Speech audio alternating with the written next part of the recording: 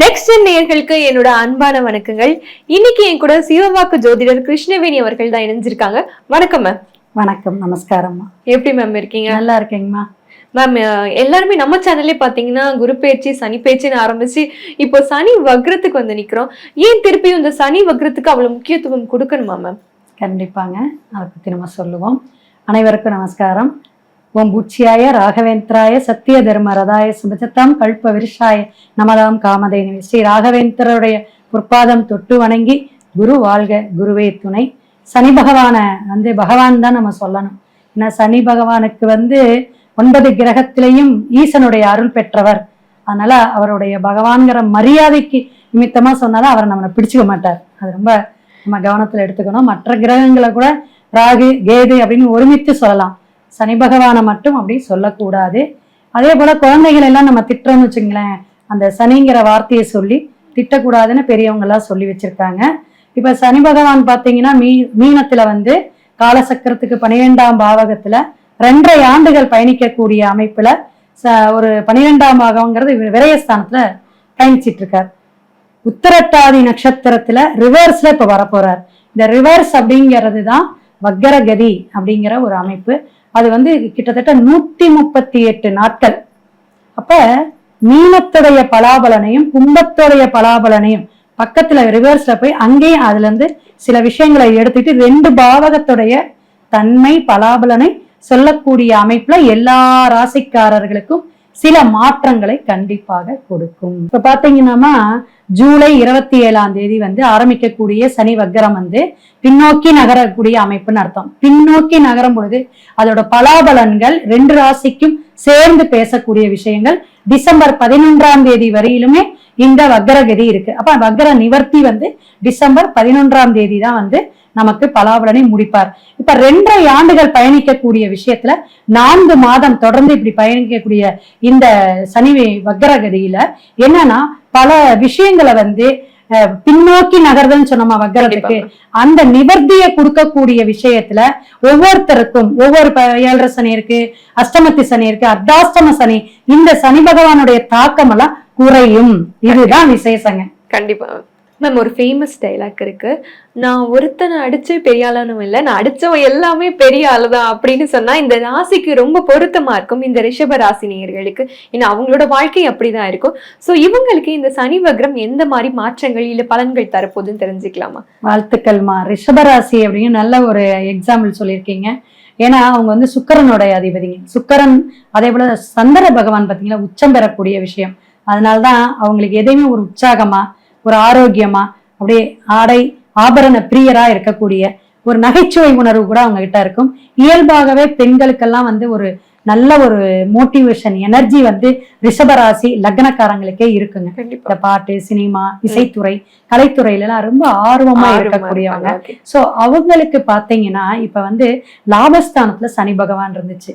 அப்ப 10ஆம் இடத்துலதான் ராகுவோட சேரக்கூடிய அந்த பலாபலனை எடுத்து வரப்போறார் அப்படின்னு சொன்னோம். அப்ப 10 அப்படிங்கும் போது தொழில் ஸ்தானங்க. அங்க முன்னாடியே நிறைய விஷயங்கள் அலைச்சல்களை கொடுத்துட்டு இருந்துச்சு. அதுல இன்னும் கொஞ்சம் மந்த நிலையை கொடுக்கும். ரிஷபத்துக்கு பாத்தீங்கன்னா பல விஷயங்கள்ல கொஞ்சம் கவனமா இருக்கணும். தொழில் சார்ந்து அதே போல ஒரு புதிய முயற்சி எடுக்கிறது. இந்த மாதிரி எக்ஸாம் டைம் எல்லாம் முடிஞ்சு இப்ப எல்லாமே காலேஜ்ல போடக்கூடிய அமைப்பு. அப்ப இந்த காலேஜுக்குள்ள ரொம்ப அலைச்சலா கொடுக்கும். எந்த சீட்டு கிடைக்கும், கவுன்சிலிங்ல ஃபர்ஸ்ட்ல கிடைக்குமா, தேர்ட்ல கிடைக்குமா அப்படின்னு அவங்க குழந்தைகளுக்காக. ஏன்னா 3ஆம் இடத்துல குரு பகவான் உச்சம் பெற்று முயற்சி ஸ்தானம்னு சொல்லக்கூடிய கடகத்துல இருக்காருங்க. அப்ப அது என்ன ஆகும், குழந்தைகளுக்காக ரொம்ப கேர் எடுக்கக்கூடிய அமைப்புகள் இந்த 4 மாதம் அப்படியே அலக்களிக்கும்னே சொல்லலாம். அதுல கவனம் தேவை. பணம் சார்ந்த விரயங்கள் குழந்தைகளுக்கு ஆகும். ஆரோக்கியத்துல ஆகலாம், அல்லது அவங்க ஒரு ஸ்போர்ட்ஸ்ல இருக்கலாம், அல்லது ஒரு இசைத்துறை, ஒரு சினிமா துறையில இருக்கலாம். அது மாதிரி எக்ஸ்ட்ரா கரிக்குலர் ஆக்டிவிட்டிஸ்ன்னு சொல்லுவாங்கல்ல, அதுல இருக்கிற குழந்தைங்களுக்கு எல்லாம் இவங்க செலவு பண்ணக்கூடிய அமைப்பை கொடுத்துரும். அவங்களுக்கான தொழிலுக்கு அல்லது வியாபாரம் சம்பந்தமான விஷயத்துக்கும் அலைச்சல்களை ரிஷபராசிக்கு கொடுக்கும். இதுல எல்லாம் ரொம்ப கவனமா இருக்கக்கூடிய இந்த பின்னோக்கி நகரும் பொழுது பலாபலனை அவங்க கரெக்டா ஸ்ட்ராங்கா கொடுப்பார். ஒரு பில்டிங் கான்ட்ராக்ட் மாதிரி அது எப்படின்னு அஸ்திவாரம் ஸ்ட்ராங்கா போட்டு கொடுத்துருவார். யாருங்க? சனி பகவான். இந்த வக்கரத்துக்கு அத்தனை விசேஷம் உண்டுங்க. ஆனா அது ஒவ்வொரு ராசிக்காரர்களும் சில பல மாற்றத்தையும் தருவாங்க. உங்களுக்கு பாத்தீங்கன்னா ரிஷபத்துக்கு சில விசேஷமான அமைப்புகள் இல்லை அப்படின்னே சொல்லலாம். ஏன்னா ராகுவுடைய இணைவுல வேற இருக்கனால தொழில் சார்ந்து கவனமா இருக்கணும். Okay ma'am. இப்போ நீங்க சொல்லிட்டீங்க பொதுவாகவே ரிஷபம்னாலே ஃபேமிலியை ரொம்ப ஃபோக்கஸ்டா இருப்பாங்க. கணவனா இருந்தா மனைவி கிட்ட விட்டு போவாங்க, மனைவியா இருந்தா கணவன் கிட்ட விட்டு கொடுத்து போவாங்க. ஸோ இவங்க ஃபேமிலியா இருக்கட்டும், இல்ல இந்த திருமண வாழ்க்கையா இருக்கட்டும், இல்ல காதலா இருக்கட்டும், இவங்களுக்கு எப்படி மேம் இருக்கு இந்த சனி டிரான்சிஷன்ல? சனி பகவானுடைய விஷயம் ரிஷபத்துக்கு நல்லா கேளுங்க. ரிஷபத்துல சனி பகவான் இருக்கிறாருன்னு வச்சுக்கோங்க பொதுவாக ஜனன ஜாதகத்துல.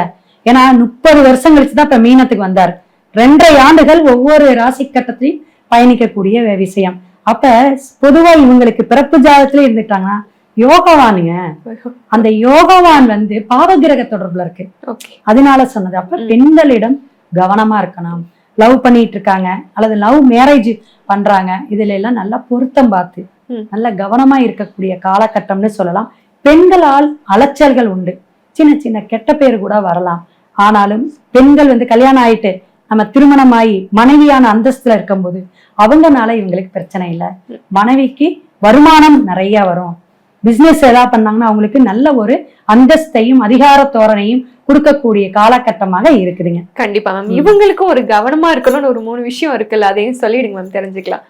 ரிஷபராசிக்காரங்க இந்த வக்கரகதியில இருக்கக்கூடிய இந்த 138 நாள்ல என்னென்ன விஷயங்களை அவங்க கையாளக்கூடிய அமைப்புல கவனம் அப்படின்னு பாத்தீங்கன்னா, கண்டிப்பாக இவங்க வரவு செலவு, பணம் சார்ந்த விஷயத்துல, திருமணம் சார்ந்த விஷயத்துல, திருமணத்துக்கு பெண் பார்க்கும் படலமோ அல்லது பெண் எடுக்கிறாங்க, நிச்சயம் ஆயிடுச்சு, எல்லா பொருத்தம் கவனமா பார்க்கணும்.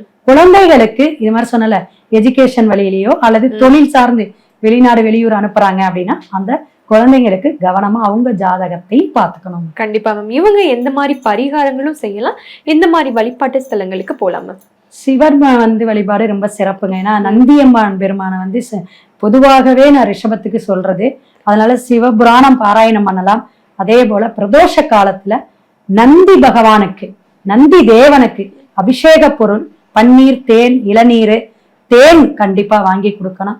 விபூதியும் வாங்கி கொடுக்கலாம், சந்தனம், இது மாதிரி 3 பொருட்கள் வாங்கி கொடுத்துட்டு அந்த காலகட்டத்துல ஒவ்வொரு மாதமும் போய் இந்த 4 மாசம் கண்டிப்பாக போய் உட்காரணும். ஒரு அரை மணி நேரமாவது உட்கார்ந்து அங்கேயே சிவபுராணம் பாராயணம் பண்ணலாம். நல்லா அவங்களுடைய வேண்டுதல் பிரார்த்தனை சங்கல்பத்தை வைக்கலாம். கண்டிப்பா. நீங்களும் நான் சொன்ன மாதிரி ரிஷபராசிக்கு டானா இருந்தா மறக்காம லைக் பண்ணிருங்க, கமெண்ட் பண்ணிருங்க. நானும் தெரிஞ்சுக்கிறேன். நன்றி மேம். வணக்கம். சிவாய நமः.